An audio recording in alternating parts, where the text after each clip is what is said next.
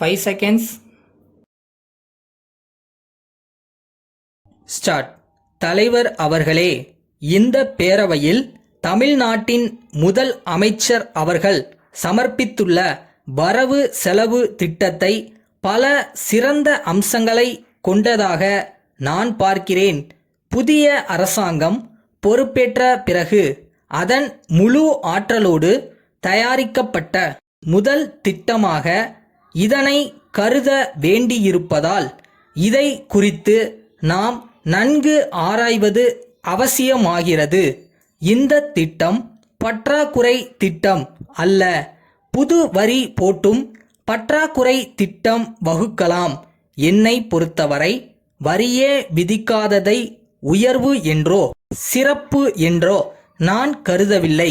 அபிவிருத்திக்கு தேவைப்படுகின்ற பணங்களுக்காக வரிகள் போடுவது அவசியமே.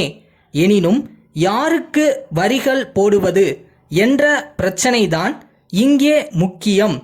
அதை சொல்ல வேண்டிய நிலையை முன்னிட்டுத்தான் மாநில அரசாங்கம், மத்திய அரசாங்கம் ஆகியவற்றுக்கிடையே உள்ள பொருளாதார தொடர்பு இந்த நிதி நிலை அறிக்கையில் மிகவும் விமர்சிக்கப்பட்டிருக்கிறது.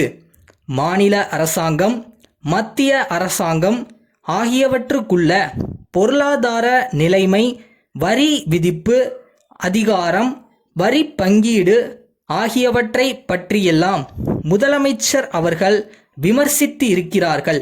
இனிமேல் வரி விதிப்பதற்கில்லை என்ற உண்மையினை உணர்ந்து வரி போடுவதை தவிர்த்திருக்கிறார்கள்.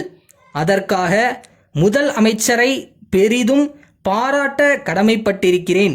நம்முடைய பொருளாதாரத்தை முறைப்படுத்தி காட்டி மக்கள் மீது தாங்க முடியாத அளவுக்கு வரிகள் போடுவதை தவிர்த்து தாங்கக்கூடியவர்கள் மீது வரிகள் விதிக்க இந்த அரசுக்கு எந்த அதிகாரமும் இல்லை என்பதை அனுதாபமான நிலையில் அடக்கத்தோடு பண்பு கலந்த வார்த்தையிலே எடுத்துச் சொல்லியிருக்கும் முதலமைச்சர் அவர்களை நான் பாராட்டுகிறேன்.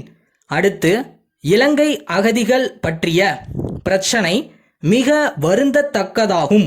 சிங்களத்தையும் சேர்த்து ஆண்ட தமிழ் மரபினர் இன்று கடலில் தூக்கி எறியப்பட்டு தமிழகம் வருகின்றார்கள். இதை நினைக்கின்ற போது மனம் கொஞ்சம் சங்கடம் அடையத்தான் செய்கிறது. சென்ற ஆண்டு வரை பர்மா அகதிகள் இங்கு வந்தார்கள். இந்த ஆண்டு இலங்கையிலிருந்து அகதிகள் வர இருக்கிறார்கள். இனிமேல் வந்து கொண்டே இருப்பார்கள். இந்த அகதிகள் பிரச்சனையில் மத்திய அரசு இன்னும் கொஞ்சம் பொறுப்போடு கடமையுணர்ச்சியோடு நடந்து கொண்டிருந்தால் இந்த சிக்கல் தோன்றி இருக்காது. இது சர்வதேச பிரச்சனை. தாயகம் திரும்பும் அகதிகளை குடியேற்றுவதற்கும் அவர்களுக்கு புனர் வாழ்வு அளிப்பதற்கான வழிவகையினை காண்பதற்கும் மாநில அரசு வழிவகை செய்திருப்பதை எல்லோரும் பாராட்டி இருக்கிறார்கள். இலங்கையிலிருந்து லட்சக்கணக்கான குடும்பங்கள் வர இருக்கின்றன. ஏற்கனவே பர்மா அகதிகள் பற்றிய அனுபவம் நமக்கு இருக்கிறது. அவர்களுக்கு சரிவர நிவாரணம் ஏற்படவில்லை. இதற்கென தனி அதிகாரி ஒருவரை நியமிக்க வேண்டும். மற்ற அதிகாரிகளிடம் பொறுப்பை ஒப்படைக்காமல் ஒரு தனி துறையை ஏற்படுத்தி தனி அதிகாரியின் கீழ் அத்தகைய பொறுப்பினை ஒப்படைத்தால் அகதிகளுக்கு நல்ல முறையில் நிவாரணம் அளிக்க இயலும். திருநெல்வேலி வாணி பதிப்பகத்திற்கு அன்புடையீர். எங்கள் நிறுவனத்தின் பிரதிநிதி உங்களை அண்மையில் சந்தித்து நம் இரு நிறுவனங்களுக்கிடையே புத்தகங்களை பரிவர்த்தனை செய்து கொள்வது குறித்து கலந்துரையாடியதை நினைவூட்ட விரும்புகிறோம். தங்களுடைய கருத்தை நாங்கள் தீவிரமாக பரிசீலனை செய்து பார்த்ததில் உங்கள் விஞ்ஞான தொழில்நுட்ப புத்தகங்களெல்லாம் சற்று விலை கூடுதலாகவும் எங்களுடைய புத்தகங்களின் விலை குறைவாகவும் நிர்ணயிக்கப்பட்டிருப்பதை காணலாம்.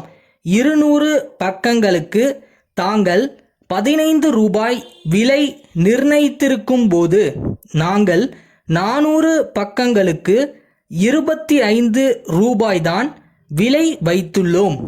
இரு தரப்பு புத்தக ஆசிரியர்களும் சமமான புகழ் வாய்ந்தவர்களாக இருந்தும் உங்கள் நூல்களுக்கு குறிப்பிட்டுள்ள விலை சற்று கூடுதலாக இருப்பதால் அதனை விரைவாக விற்பது கடினம் என்று தோன்றுகிறது.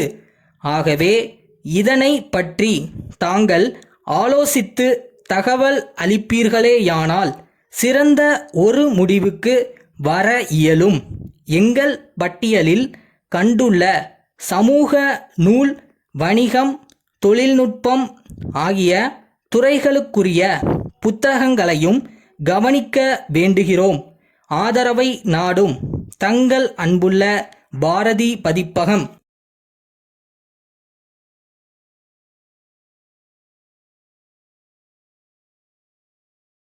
வெற்றி ஒன்றும் அடைய முடியாத இலக்குலாம் இல்லை. அவங்களால முடியும்னா நம்மளாலையும் முடியும். அவ்வளோதான்.